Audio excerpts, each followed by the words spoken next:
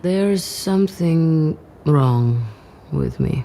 Welcome to MsMojo, and today we're unpacking the mental health themes explored in Marvel's Thunderbolts. Look, I've been where you are. The past doesn't go away. We will be going into some significant spoilers.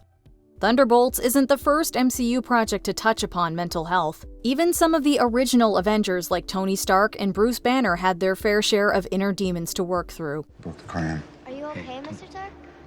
Take it easy. Tell me. How did you get out of the wormhole? Wait a minute. Tony. Tony. That said, Tony got over his PTSD pretty quickly in Iron Man 3, and 2008's The Incredible Hulk cut out a heavy-handed scene where Bruce considers taking his own life. Jessica Jones didn't hold back in its portrayal of trauma. He made me dig it up. And then he told me. He forced me Since that was initially developed for Netflix, though, it could go to places the MCU was usually afraid to touch. The MCU stopped tiptoeing around mental health with WandaVision, where grief was a central theme. I've never had a loved one to lose. But what is grief? If not love, persevering. Wanda tries combating grief with escapism, which can be comforting until you let it warp reality. Instead of watching old sitcoms, Yelena Belova deals with trauma by throwing herself into work. I thought throwing myself into work was the answer. This is taken literally in the opening scene as Yelena jumps off a tower saying, "There's something wrong with me." It's not what you think, as Yelena is wearing a parachute. Just a void.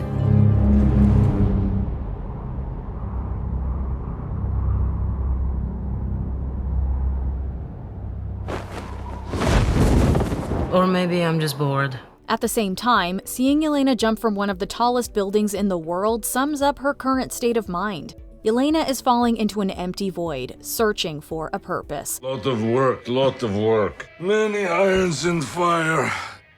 You feel fulfilled? Oh, yeah. Yeah, so full. So filled. She's also attempting to outrun her emotionally scarring past. Not just the sudden loss of her sister, but also the innocent blood on Yelena's hands. No one here is a hero. We all have things that we regret. But I have so many. In a way, Yelena seems like she might welcome death if it came for her. That said, when John Walker attempts to put a bullet in her, Yelena instinctively fights for her life. With your feet on the air, your head on the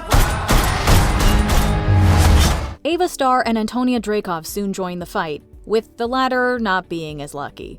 Also in the mix is Bob Reynolds, who seems like the least threatening person in the room. Oh no. Who are you? I'm Bob. Of course, the people who go overlooked are often the ones who catch you off guard. The Guns for Hire eventually realize that they were each sent to assassinate one another. Instead, Valentina Allegra de Fontaine inadvertently creates a support group. The Thunderbolts, as they're tentatively called, find they won't survive Valentina's death trap without each other's help. Upon escaping, the Thunderbolts still need each other in more ways than one. So none of us comply? So what, we all just punch and shoot? I can't think of a worse group of people trying to work together.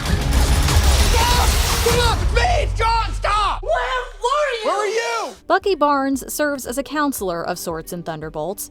Few MCU characters have endured more trauma than the brainwashed Winter Soldier. I am no longer the Winter Soldier. I am James Bucky Barnes, and you're part of my efforts to make amends.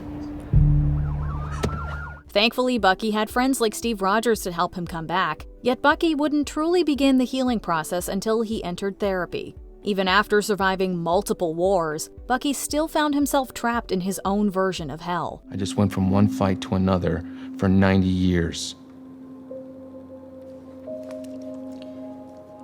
So, now that you've stopped fighting, what do you want? Bucky managed to escape that void by opening up to others and finally confronting the shame he had been running from. Why? I didn't have a choice.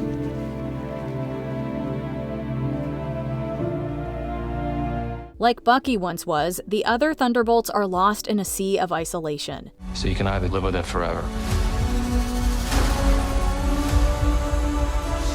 or you can do something about it.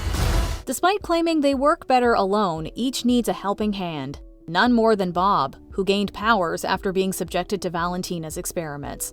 Physically, Bob is invincible. His mental well-being is far more fragile, however. You thought you were gonna be some great saviors?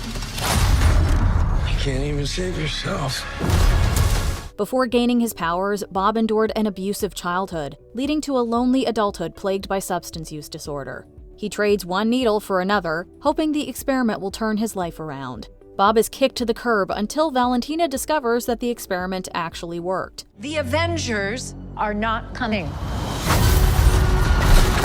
Who will keep the American people safe? Valentina tries to make Bob the new face of the Avengers, dubbing him Sentry.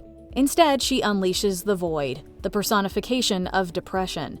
Bob's quick switch from Sentry to the Void could be seen as an allegory for bipolar disorder and dissociative identity disorder, showing how easily even the most unintimidating person can suddenly become a danger to themselves and others. You don't know what I'm capable of.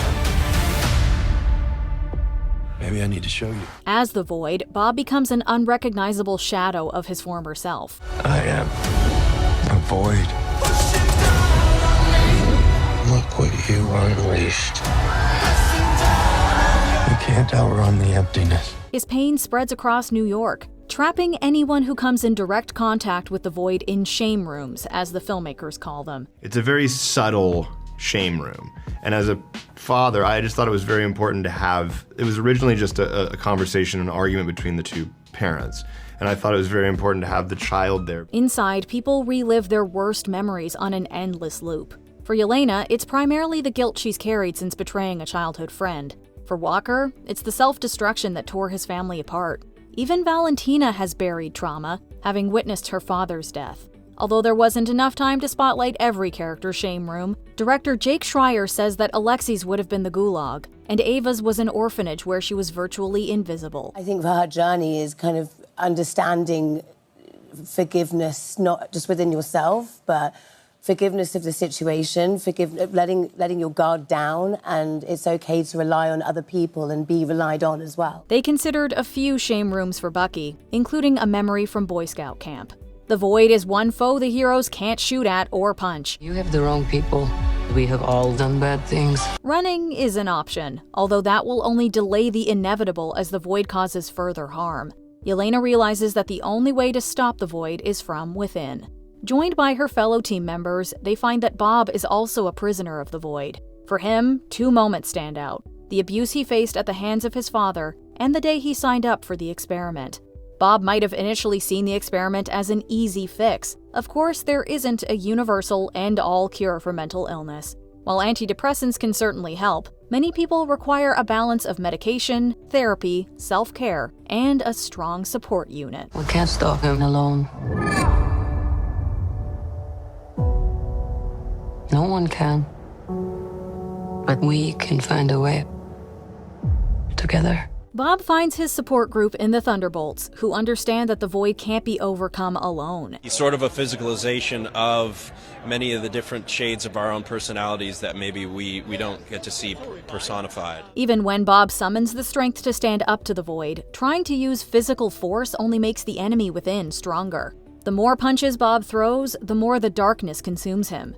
It isn't until the others pull him back that Bob can see the light again, breaking free. Lewis, what's it like to get a group hug from a bunch of superheroes? Is it even describable? It's not describable, and we got to do it many, many, many times. Oh. This is only the beginning of Bob's recovery, however. The Void hasn't been entirely defeated either. As Valentina mentioned, the Void is stronger than all of the Avengers combined. He's invincible, all-powerful, stronger than all of the Avengers rolled into one. The same can be said about depression, which even Earth's mightiest heroes are vulnerable to. That's those little brave baby steps we gotta take to try and become whole again, try and find purpose. You can't merely snap it out of existence, but it can be managed. In the post-credit scene, we see Bob coping over a year later. This has makings of team that can rise to glory. Bring light from the darkness. While Bob acknowledges that the Void still exists, he's in a good place with his friends in his corner. Since his debut in the comics, the Void has been linked to mental illness.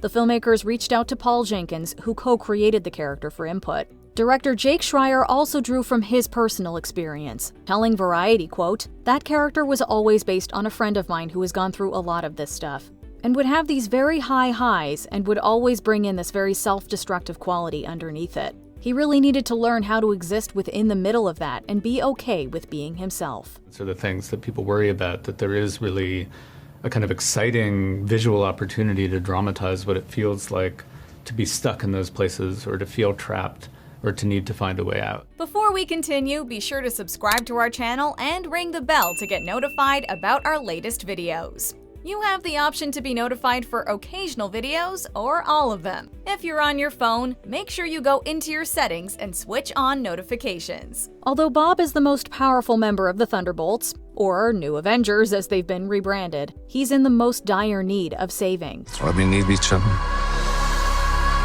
Okay, that was really good. We are the Thunderbolts! Can't call ourselves that. God, thank you. Ironically, his friends are vastly underpowered by comparison. Some of them don't even have powers. Perhaps more than any other MCU movie, Thunderbolts shows you that you don't need super strength, flight, or an expensive suit to save the day. Okay, so if we are telling an internal story and we know that in traditional comic book terms, as everyone says on the internet, how the heck are they going to beat that guy? And it's like, well, they're not in the normal way. By simply lending a hand to someone in need, anyone can be a hero. Even the so-called outcasts who feel detached from the rest of the world. It's also a reminder that asking for help is one of the bravest things a person can do. Everything that Yelena needed to do, which was accept that she wasn't feeling right and that she needed help and that she needed to ask people for help, was something that I, was definitely in need of doing. There's a bit of the Void in all of us, but that means there's also a Sentry. He's such an intricate character because in many ways his biggest Achilles heel is himself, And so what does the future look like for a guy like that, with that much power, but with also that kind of soft spot? What did you think of Thunderbolts? Let us know in the comments. Why, you got someplace to be? I love that guy.